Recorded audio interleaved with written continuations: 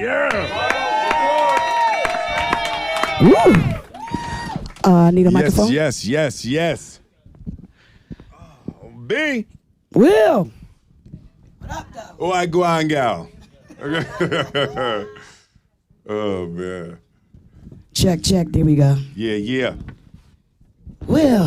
What is the deal? What's going on? You know, I'm doing what I do. Yo, this has been an amazing trip home, hasn't it? Yeah, this is a great day. Last night was fire. Yeah. This morning was fire. Yeah. Wow, you got the key to the city. I know, right? This is crazy.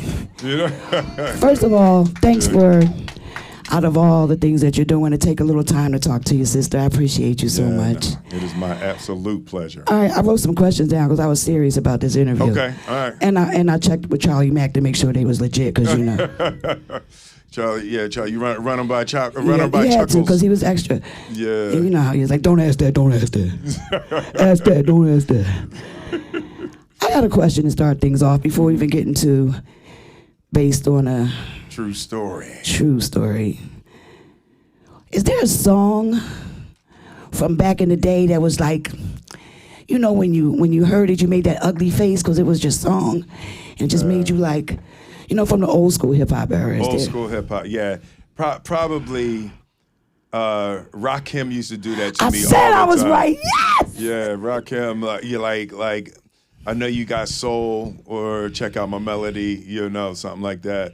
Yeah, but he just the sound of his voice and all of that, and because I was biting Rakim when I made Summertime. Really? I was trying to sound like his Rakim. cadence? Yeah, okay. yeah, on Summertime. All right. Yeah. You killed that too. Yeah, thank you. Yeah. Can you remember, because I was there, but can you remember the first time you hit a big stage like the Spectrum here in Philly? Yeah, that was when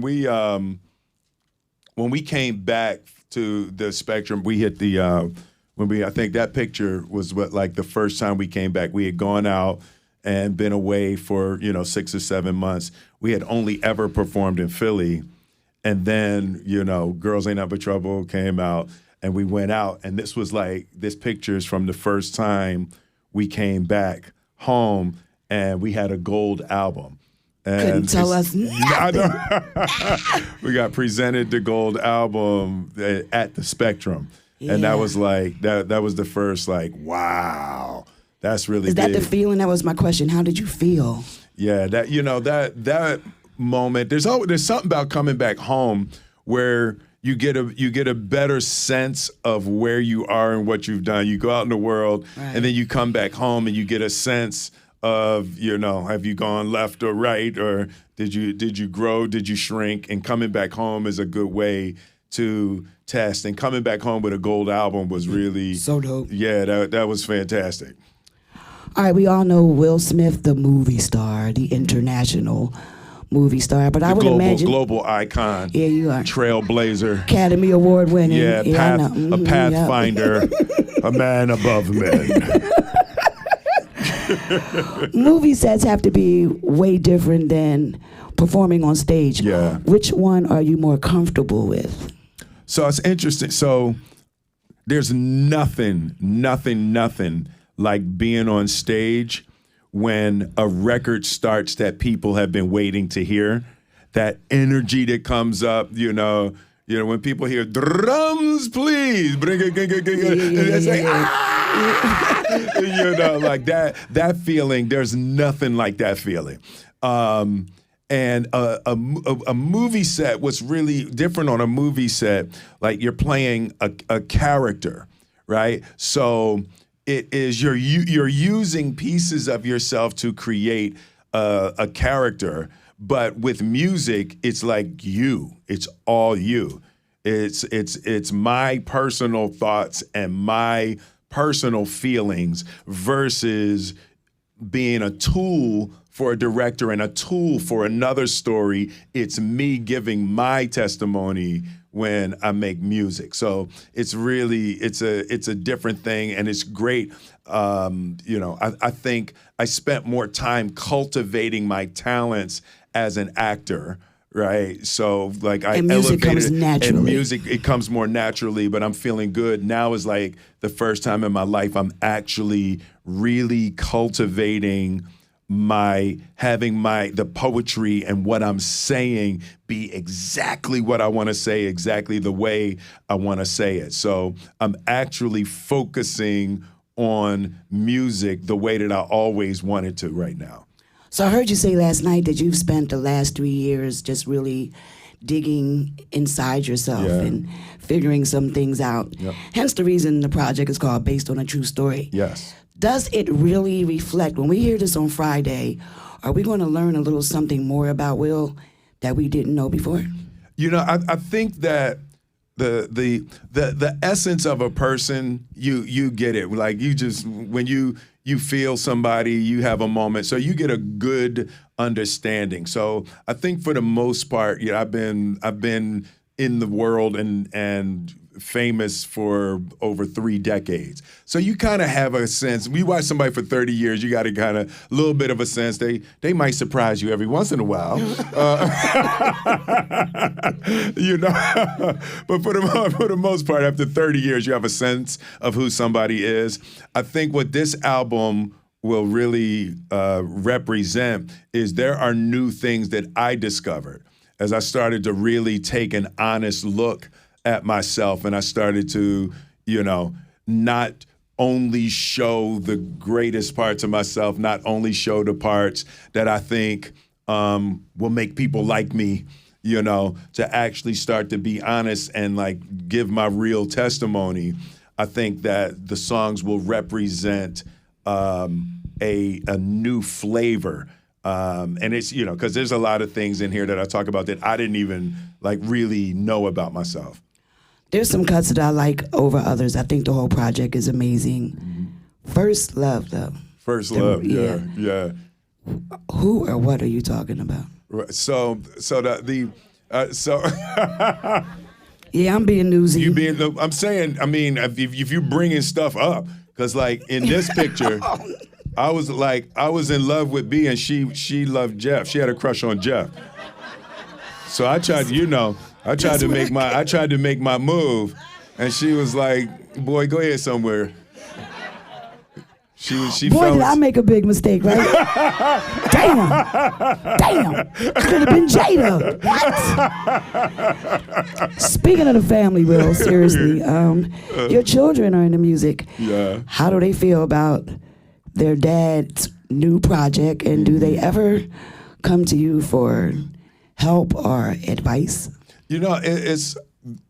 We're an entertainment family, so we kind of like live there in that space. Somebody's always in the studio, somebody's always, creating something or putting a house on their head to wear to the Grammys. Somebody's always doing somebody's always doing something. So it's not advice so much as we share creatively, but everybody pretty much holds sovereignty over their space. It's like we don't. If we like something, we'll tell each other we like it. If we don't like something, we say it, but we pretty much all give each other room to make our own way. Okay. Jaden's on a work of art. How was that? Yeah. So he is very, very. He's Basquiat-like in his creativity. It's like there's things he does publicly. He does music publicly, but he paints and he sews and he's like I would say he's the most multi-dimensional creative in our family. He does a little bit of everything. What was the question? I lost the question. Sorry. I was just asking about Jaden and how doing that particular song was. Oh, Jaden, on Work of Art, yeah. Okay. He really has his finger on the pulse of this like modern generation. When he does things and he understands things in a way. So when I put him on the song and he was like, no, don't credit me on the song, Dad. It'll be fun because people will ask. They'll know I'm on it. Like, he's always doing stuff like that. Okay. So, yeah, I say of all of us, he knows how to trend. Yeah. He does. He definitely knows how to trend. Gets it from his daddy. Yeah. For sure.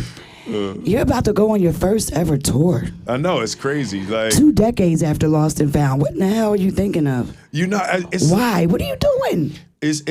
So, we were talking the other night. I was saying how, I did a couple of years of like serious isolation, right? And when you're by yourself in that way and taking a good, honest look, undistracted look, and things started to come up, and I started to discover a whole new creative part of myself. I sort of described it like there were parts of myself that I imprisoned.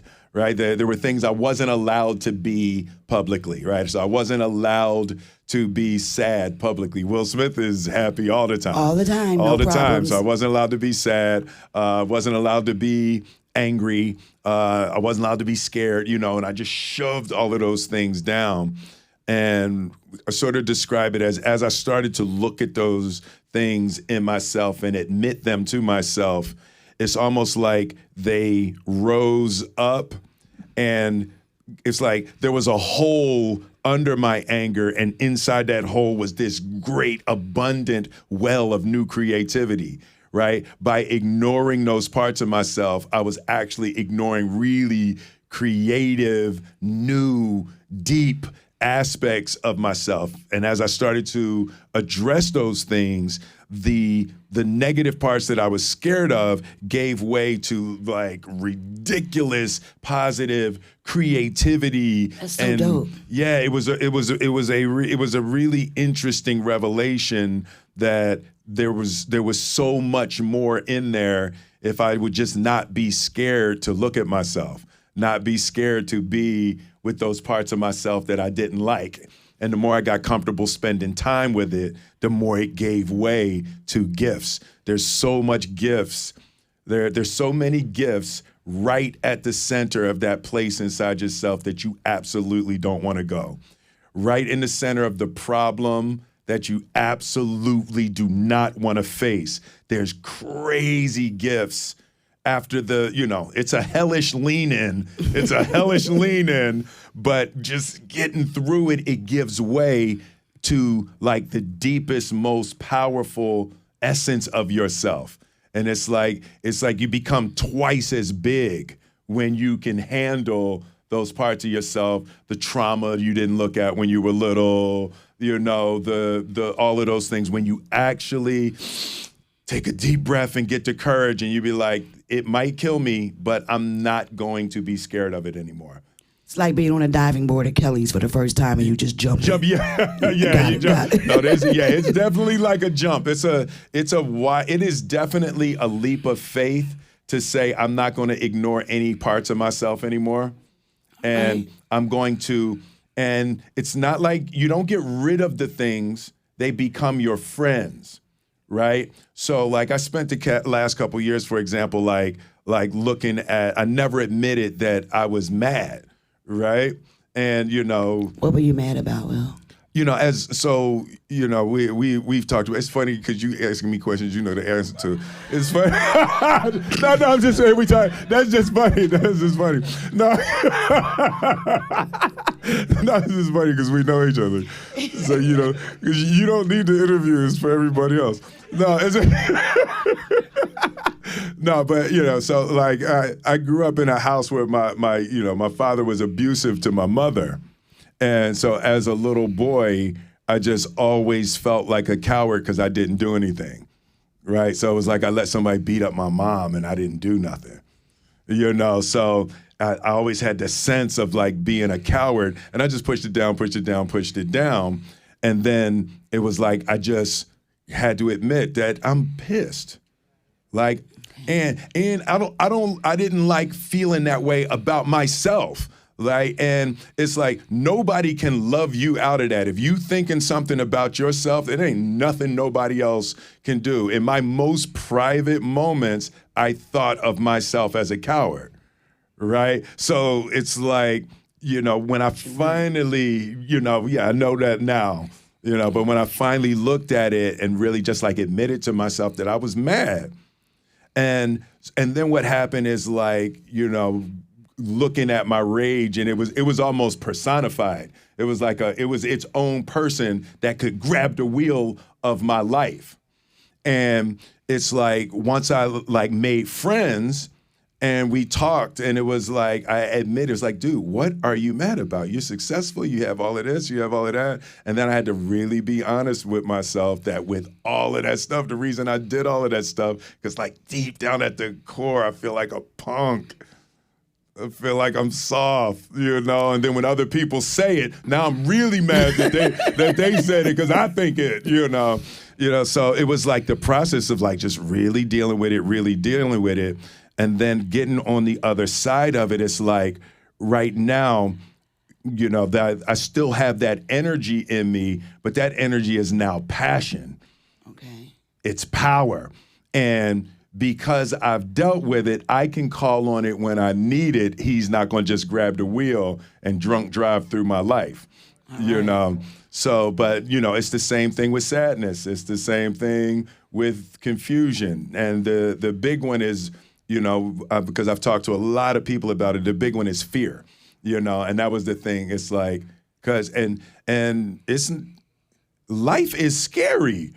Like you're allowed to be scared of like this existential meat grinder. Right. You're allowed to be scared. You're not scared because something's wrong with you. You're scared because this thing is scary. Right. So true. So true.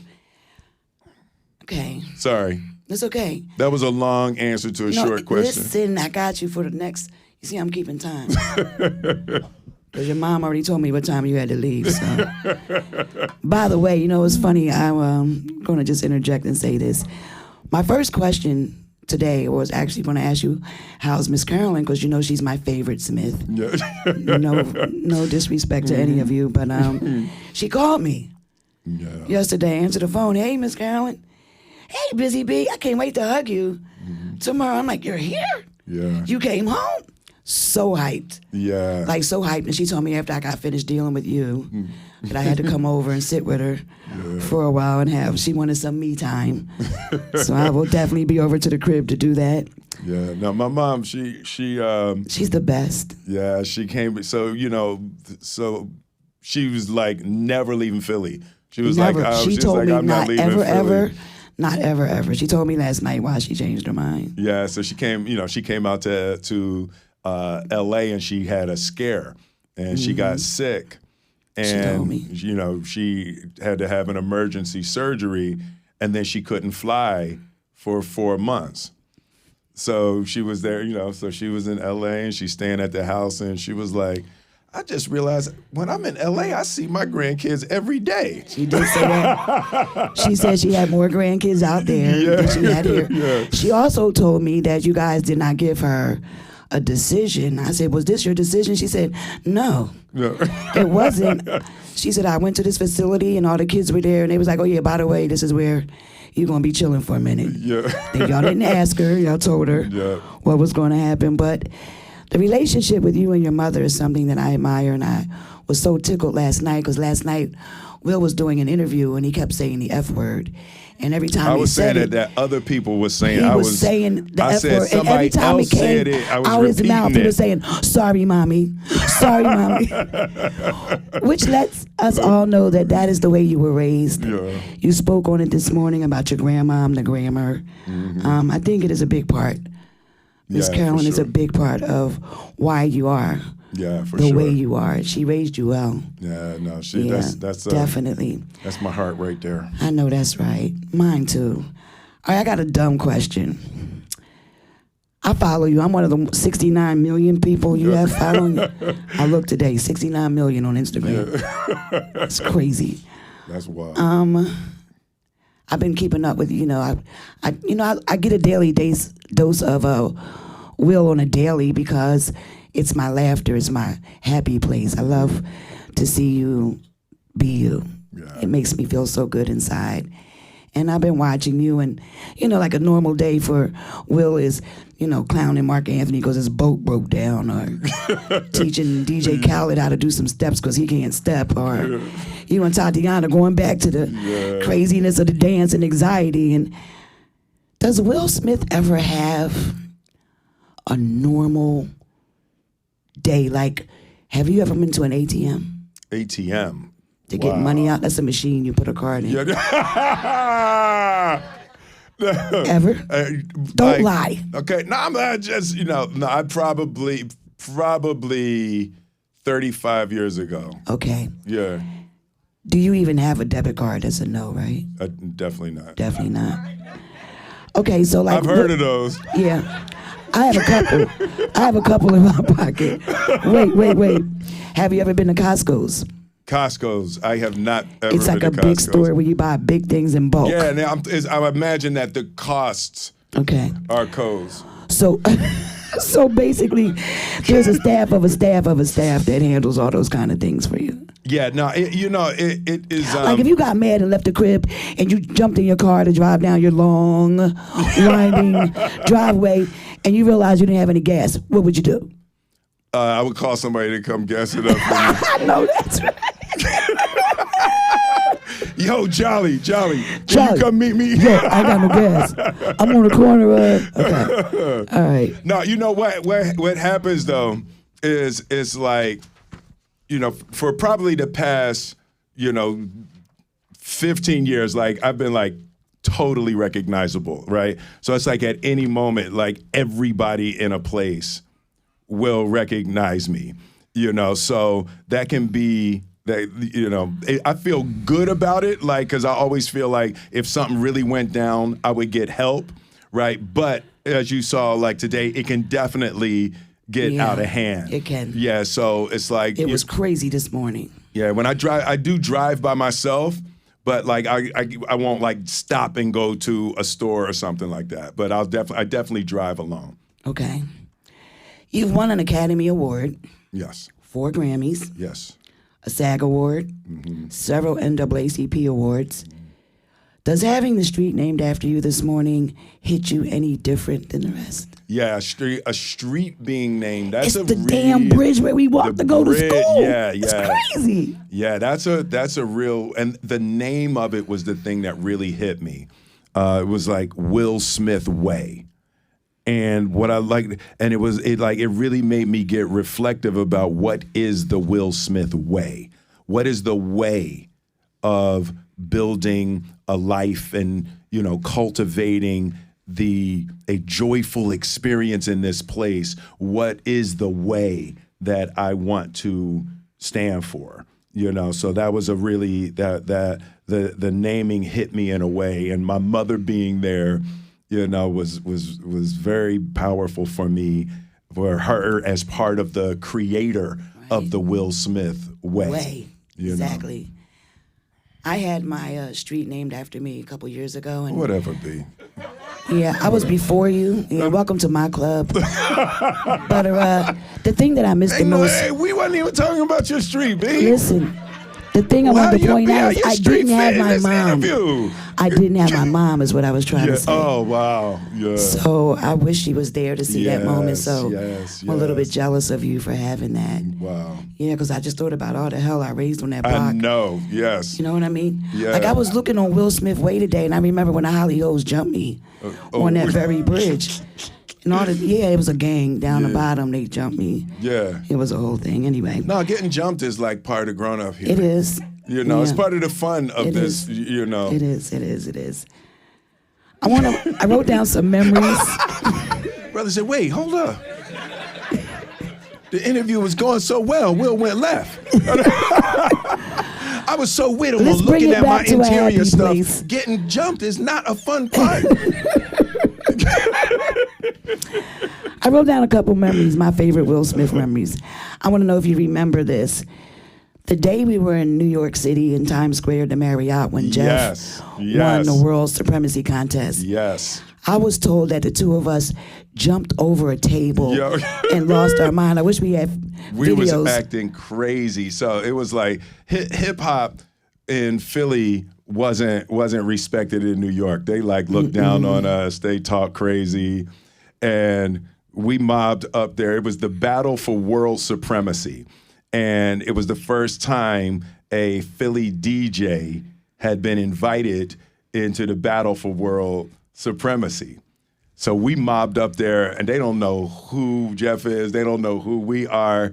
And Jeff chopped them jokers down one at a time and got crowned the world supreme DJ.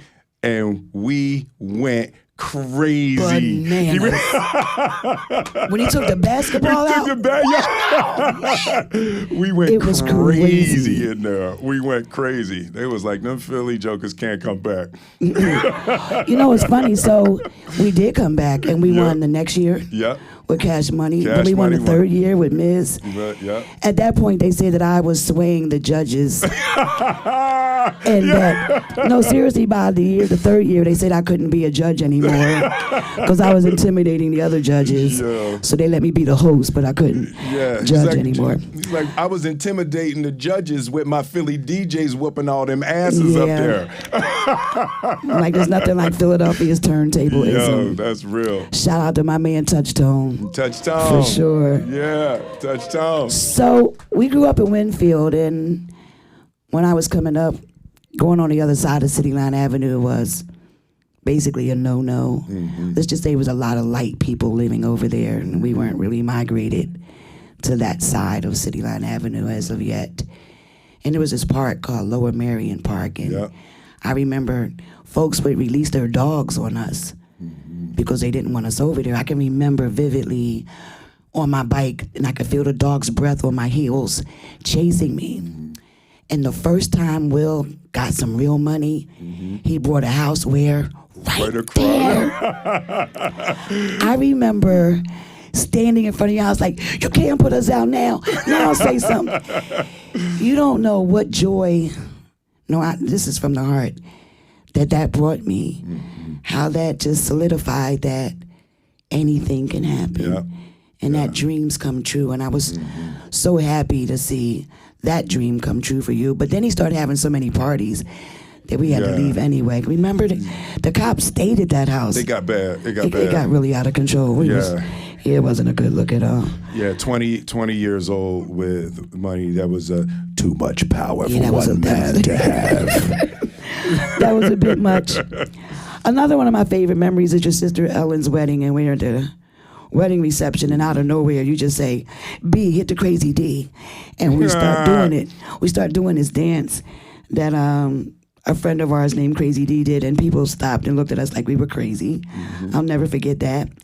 Your mom's birthday in Vegas, Will gives back to the point where not only did he give his mother a 70th birthday party at the Wynn in Vegas, he literally invited a whole bunch of us from the neighborhood, flew us out, and we get to go to this party. So we're in the lobby, and the people at the front desk say, if you're from Overbrook, get on the left. And if you're everyone else, get on the right. So there was no one on the right. And the lady couldn't understand what was going on. And she said, all of you work for him? We like, hell no, we don't work. We from Brook. We're from Overbrook. She goes, oh, I'm like, oh yeah, it's a company and a school, ma'am. You have to be specific. But I remember we were all smothering your mother with our gifts. We were in a room and you were getting a little bit jealous, and you said, wait till you see my gift, wait till you see my gift. And your mom was like, Will, this whole production is your gift. What are you talking about? I got a surprise too. So we get downstairs, and it's this beautiful ballroom, and it's decorated so, it was just beautiful. It was breathtaking. Hanging flowers, like he did it so big. There were gentlemen in tuxedos with wheelchairs to wheel her friends back to their room. It was so dope. But we're down here, Will tells me, when my surprise comes, the lights are going to blink, and then you'll know it's my surprise. So the curtains open, and it's Kim, the singer. which his mother loved. Yeah. And he comes out singing, and Will was like clapping, and we're all like, oh, this is so dope. Until Kim got a little close to Miss Carolyn because they sat her on a chair and start gyrating and stuff. And Will looks at me and says, he does know I ain't pay him yet, right? He needs to back up off my mama. That's what he needs to do. I thought that was friggin' hilarious. No, he was doing a lot. He was just doing a lot. He was. He was overtaken by the moment. He was overtaken, Lastly, I want to say that, Charlie Mack is going to get mad at me for this, but you are a voice of reason for us, for the whole crew.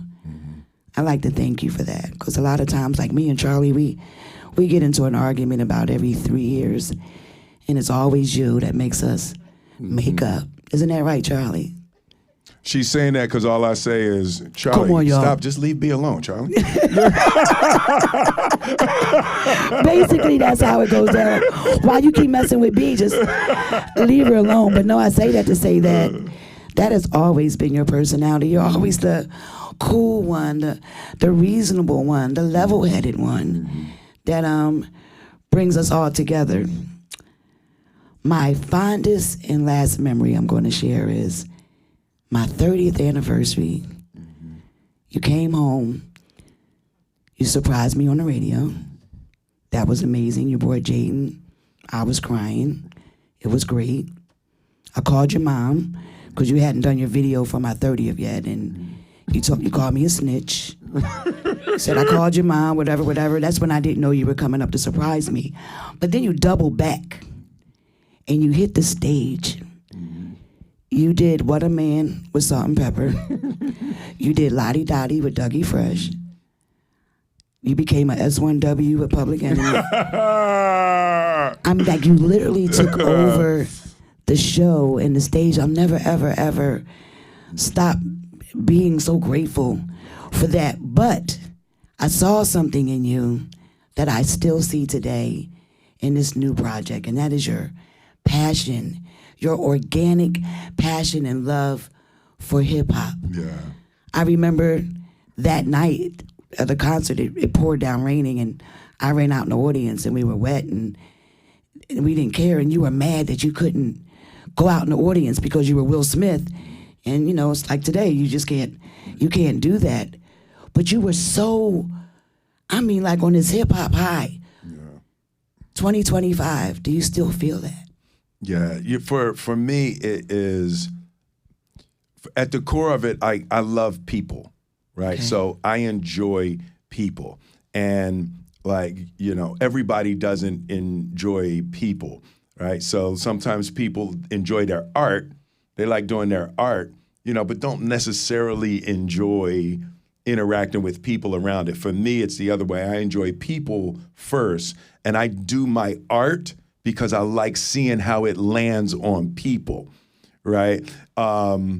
It is my deepest pleasure to create something, to do something that, like, induces that wonder and awe inside of people. To me, like, that is the highest feeling that, like, you know, when you can do something, you know, like, there was a moment in Bad Boys, this last one with me and Martin, and the one where he's been saying he can't die the whole movie, and it's the final moment, you know, and we're in the shootout, and I look over and I see Captain Howard, and it's like, oh my God, it's real. And he just slaps the shit out of me. It's like, man, cut that, you know. And I watched audiences react to that, and it was like, people are screaming, laughing in the movie theater in that moment. It was so surprising. I love that. And, like, there's the Reggie moment in Bad Boys. The best. Right? And it's like, I told you that when Charlie called you on the freeway. Yeah. I was like, Reggie for president for sure. So it's like, so I created that moment, right? So it's like, I love being and watching people like that thing, that energy, whatever that is, when people react to something artistically, I live for that. right? Like, to me, that is the highest. You can't even, if you know, I think I can tell a lot of you saw the Reggie scene, right? So in that moment, there was no room in your mind for any problem that was going on, anything. It like pushes everything out of your mind except the joy of that experience. It is a moment of relief that art can create, and that moment of relief where your mind gets consumed in the beauty of a piece of art is, I live for that. Like, that is I will spend the rest of my life trying to create moments that do that. Okay, I was trying to stay away from the movie thing because we could be here till tomorrow. So this is round this up with this LP. Based on a true story, how many cuts do you really feel reflect that? And are there any cuts that stand out? Yeah, there's this music. So it's called Based on a True Story, and I'm calling it Season 1. So rather than Volume 1, I'm calling it a season because it's like stories, and I'm calling all of the individual songs episodes, right? So each one has an idea. So the first song is it's called Interior Barbershop Day. Tell them about that. Yeah, so that song is basically, it's based on the Coming to America scene, right? So I'm playing multiple characters. Jeff is playing a character, and B. Simone is playing a character. I'm playing 3 different characters, but everybody in the barbershop is talking about me, right? So I'm playing all of the characters talking about me, you know, and the first line of the album is, Will Smith is canceled. You know, right? So it's the debate in the barbershop where I'm playing my own haters.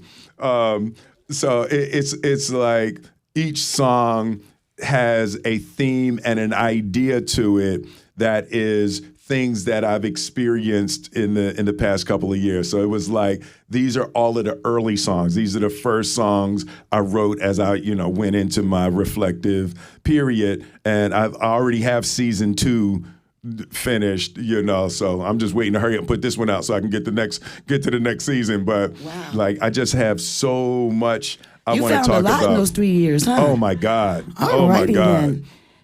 It's been the most transformative period of my life. I see that. It's like I discovered secrets that I'm trying to figure out how to share. Okay. And you were just asking about You Can Make It, right? So number 1 on the gospel chart. On the gospel, and whoa. Yeah, we had a first number 1 gospel record ever. I would have never thought that for you. And I wasn't even trying to make a gospel record. I'm giving myself the freedom to create as it is, rather than genre. So I'm like, no genre. It's rap because I can't sing. So it's all gonna be hip hop. But I'm letting the genre of the music move around. I'm making whatever comes out. And the You Can Make It was an idea.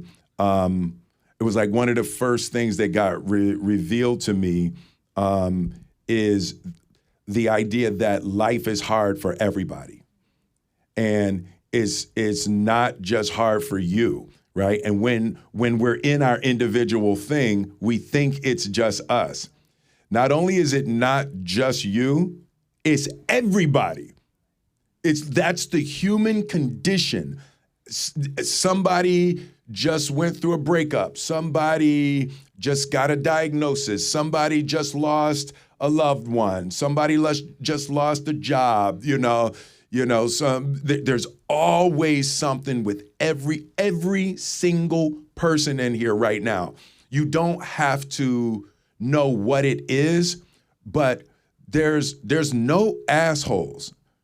There's no assholes, right? Like a asshole is somebody who ran across a bunch of other assholes and got taught that that's the way to behave. Right. And it's like that realization for me, it just puts something different in my eyes. It's like I don't have to know you personally to know you're going through something. And I just want my eyes to say you can make it. Right? Okay. We don't have to talk about it. Whatever it is, I want to be part of the reason that you get back from the edge. I don't want to be part of the reason that you get shoved over, right? I love it. And so that's one of so the. dope. They're rushing me along. You just did Vegas. Yeah. How was it? Yeah, it was great. I'm just starting to get back on stage. That's and what I want to know. out. How are you? Are you getting back into it, or is it there? Are you feeling it? What's crazy is like in this time in the world, nostalgia is ecstatic for people right now. Yeah. Like when people hear them old songs, it is like, thank God.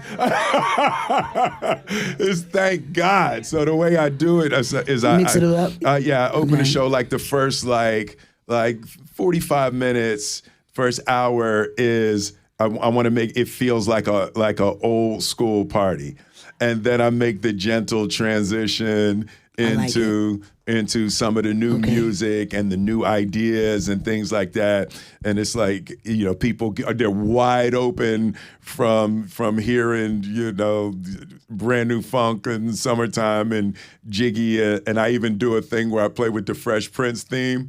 And it's like, it is, people are singing that theme song at the top of their lungs. It is like such a release and a beautiful nostalgic feeling, and then I lead into the new music about how we're going to move forward, and into what the new experience of this world that can be, brutal and unloving and chaotic and insane. And, the big thing for me is I'm trying to when people leave the show, I want them to be a little bit more in touch with their own light, right? Their own power. And it's like, it doesn't feel like it always, but literally how you look at somebody can change the entire trajectory of their life. If your heart is right when you look at somebody in the right moment, in a line in a supermarket or walking down a street or something, like a tiny moment of legitimate, hey, I see you, it's like, it's magic. It's magic. And that the difficulty is we can't do it if we like this. If we knuckled up, your heart can't reach. Can't right? receive. You can't receive, you can't give or receive. So the thing is, there's a certain amount of openness. And there's another song on the album called Bulletproof. Yeah. Yeah. With the recognition, the idea of being bulletproof. Is that how you feel? Right. Well, it's when you recognize that people's words and thoughts and opinions and their bad moods and all that, they actually can't touch you. Right? You have to be hurt by it in order for it to hurt you. As long as somebody don't put their hands on you, it's like there's really nothing. They can't hurt you. You can open, and the recognition of being spiritually bulletproof is part of the idea of being able to open. You can love and you can be kind when you realize you actually can't be hurt. They said if I say one more word, I'm gonna be in trouble. Okay, so all right. I'm not gonna stop and shut them up. One last question: are you ever coming to Philly with this show? Hell yeah. Because I know you're doing international. Oh, absolutely, and all this yeah. stuff. No, listen. But will these people, all of us that love you, will get to see it? Yes, absolutely, no doubt. Give it up for Will Smith, Thank everybody. y'all. Thank you. Love you.